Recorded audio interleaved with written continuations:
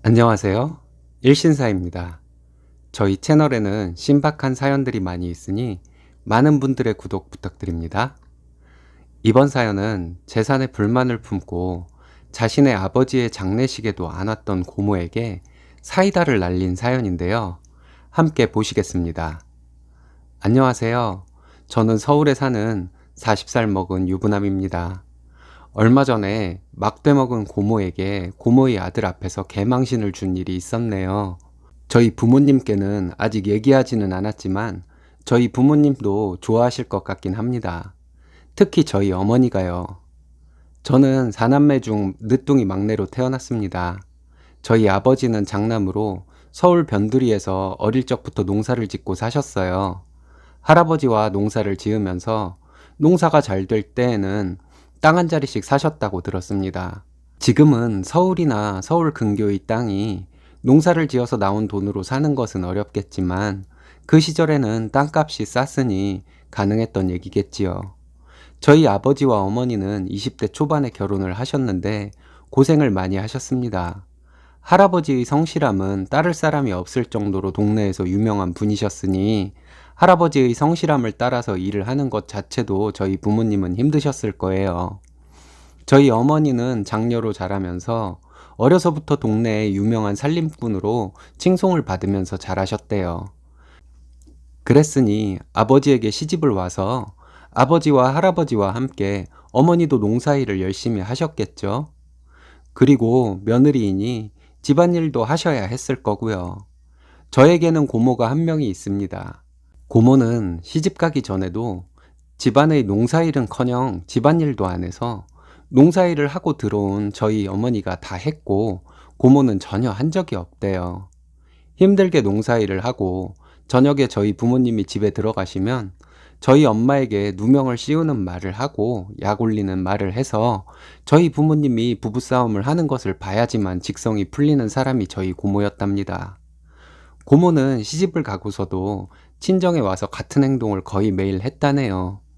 저희 어머니도 성격이 보통이 아니신 분이라 참고 참다가 맞받아치면 저희 아버지와 부부싸움을 하게 되었다고 합니다. 아버지로부터 그런 얘기를 들을 때 제가 언젠가 아버지께 말씀을 드린 적이 있습니다.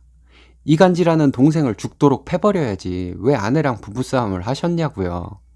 아버지는 자기 변호를 하시기를 그 시절에는 다 그랬다.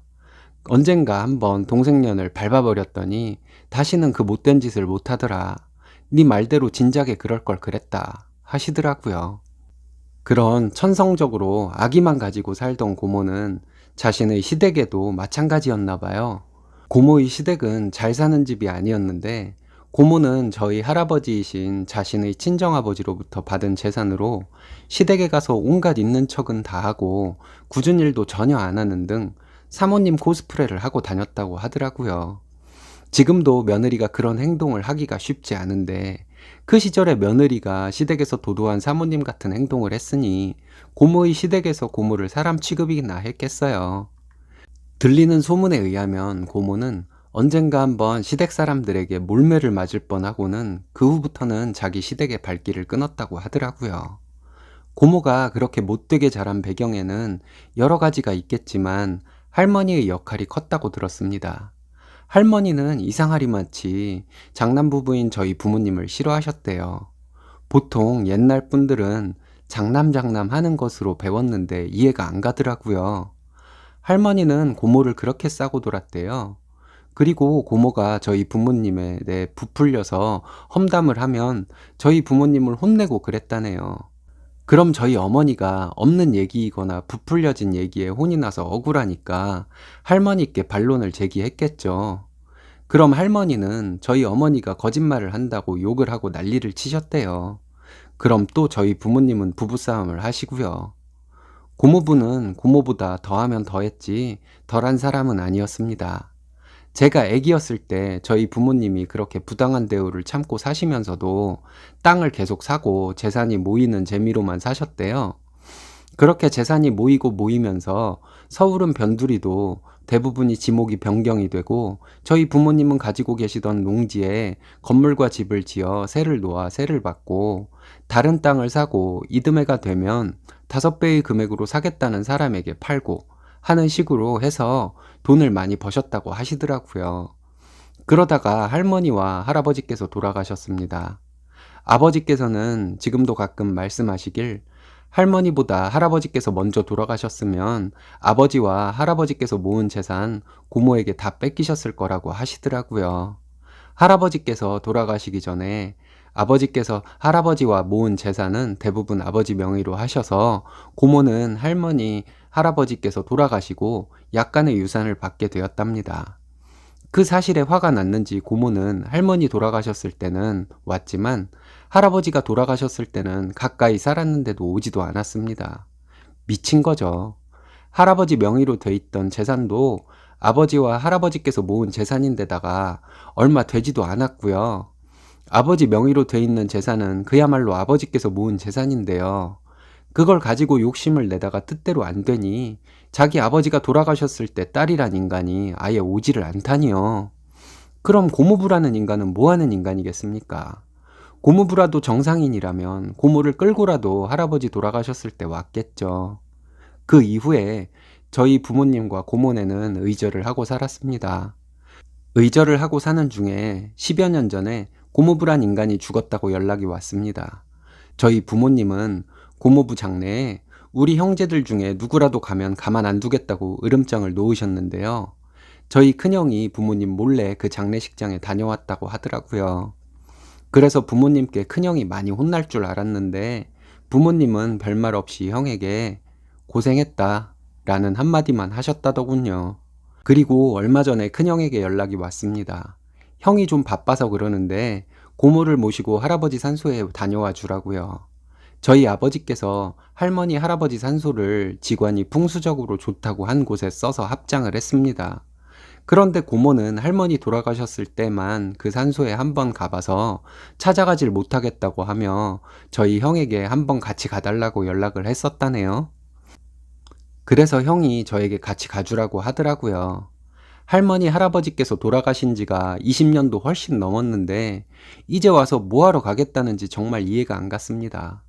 생각 같아서는 고모를 할아버지 산소에 안내해 주는 것이 싫었는데 형이 해주라고 하니 어쩔 수 없이 알았다고 했습니다. 고종사촌 형에게 전화가 와서 할아버지 산소에 가는 길에 있는 큰 식당 앞에서 만나서 산소를 안내해 주기로 하고 만났습니다. 그때 제가 형의 전화를 받고 고모에게 하려고 준비해간 몇 가지 말들이 있었습니다. 제가 만나서 고모에게 물어봤어요. 20년 넘게 안 찾다가 이제 와서 뭐하러 할아버지 산소를 찾냐고요. 그랬더니 쩌렁쩌렁한 목소리로 고모는 찾으려고 해도 길이 달라져서 여태까지 못 찾았다 라며 참 당당하더라고요. 그래서 제가 그렇게 찾으려고 했는데 20년이 넘게 못 찾고 애태우시다가 이제야 용기를 내서 형한테 연락하신 거예요? 라고 물었습니다. 그랬더니 그래! 그러더라고요. 그래서 제가 사촌형도 있는데 같이 들으라고 얘기했습니다. 그러길래 처신을 똑바로 사고 살지 그랬어요. 오빠를 질투하고 가족들 이간질하고 재산에 공도 없으면서 재산 욕심이나 내고 살았으니 염치 없어서 여태까지 산소를 찾고 싶어도 우리한테 연락을 못한 거잖아요. 그랬더니 고모가 자기가 처녀적부터 일을 얼마나 많이 했는데 할아버지 재산에 무슨 공이 없냐며 막 소리를 지르더라고요. 그래서 제가 웃으면서 다 듣고 있다가 말했습니다. 여전히 정신을 못 차리고 거짓말만 하시네요. 고모, 혹시 죽을 때 됐어요? 못된 자식은 지 죽을 때나 돼야 부모를 찾는다던데 죽을 병 걸렸나 봐요? 라고 말해버렸습니다. 제가 이렇게 독하게 얘기를 할지는 몰랐는지 아무 말 못하고 있더라고요. 그래서 제가 또 얘기했습니다. 고모, 이제 고모도 70이 넘었는데 사람 돼야죠. 고모 자식들과도 거의 의절할 판이라면서요. 오빠 부부한테도 그렇게 못되게 굴더니만 자식들한테도 못된 행동만 하고 사셨나 봐요. 우리 형제들은 부모님 말씀이라면 하늘같이 알고 사는데 고모 자식들한테 버림받고 어디 정신병원이나 요양원에 가 계시면 고모 제가 한번 찾아갈게요. 그리고 할아버지 할머니는 못된 딸내미 산소에 오는 거 싫어하실 테니까 산소 찾을 생각 하지 마세요. 전 할 말 다 했으니 이만 가볼게요. 형, 잘 가. 하고 차 타고 집으로 와버렸습니다. 얼마나 시원하던지요. 어렸을 때도 저희 윗형제들에게 지저분하다고 엄청 뭐라고 했대요. 부모님이 일하느라 바쁘니 신경을 못 써서 그랬겠죠. 조카들이 그렇게 지저분하면 바쁜 오빠 부부를 위해서 좀 씻기고 신경 써주는 게 정상적인 고모 아닌가요? 저희 형 누나들이 무슨 말만 하면 면박을 주었었고요. 얼마 전 이렇게 미친 인간인 고모에게 악담 좀 하고 왔습니다.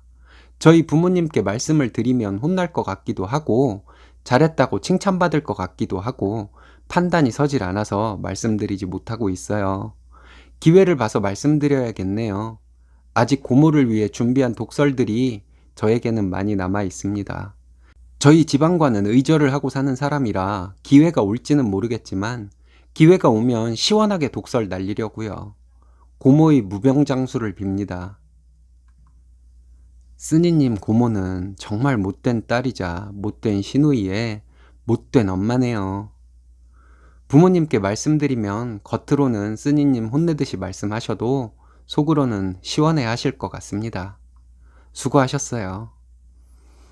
오늘의 사연은 여기까지입니다. 재밌으셨다면 좋아요, 구독 부탁드려요. 일신 사는 여러분들의 사연으로 제작됩니다. 많은 사연 제보 바랍니다. 여러분들의 사연은 아래 메일 주소로 부탁드려요.